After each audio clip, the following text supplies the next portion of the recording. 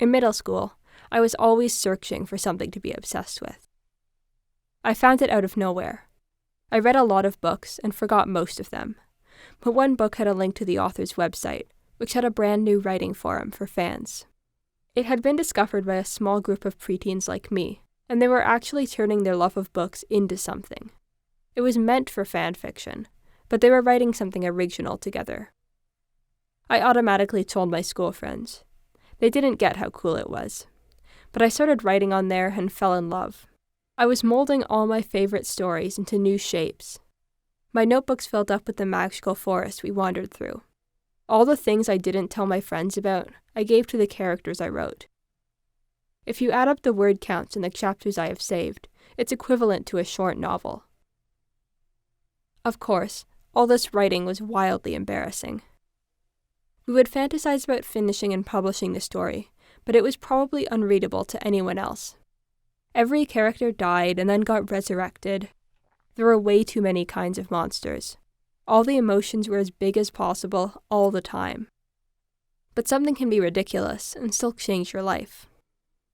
People there recommended books that I would read over and over in those years. That website was the first place I shared art online.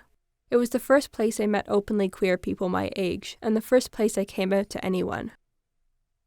A year after I began writing, I started high school, and there was a lot swirling around me. The US election was blazing to its terrifying end, and I couldn't look away from my phone screen. I stumbled through conversations with strangers, and realized that my sexuality and my personality were not what I thought they were. But I had somewhere to return to. Somewhere with an organized Google Doc and a list of rules, even while our characters died a million bloody deaths. A year later, things had settled. I was more comfortable and more busy, and like everyone on the forum, I wrote less and less.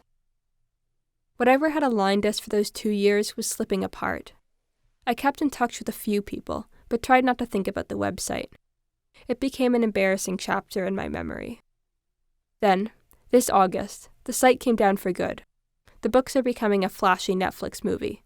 The author has other priorities than maintaining a dated forum. I looked at the few pages archive.org saved, and just simple comments brought back so much.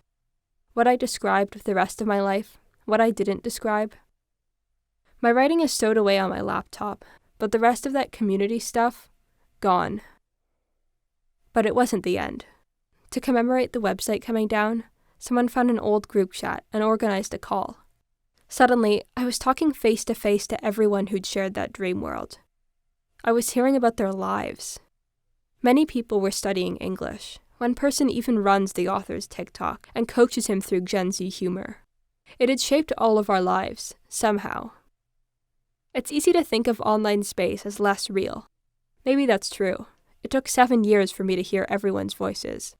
Was my sense of connection just as fantastical as the world we invented?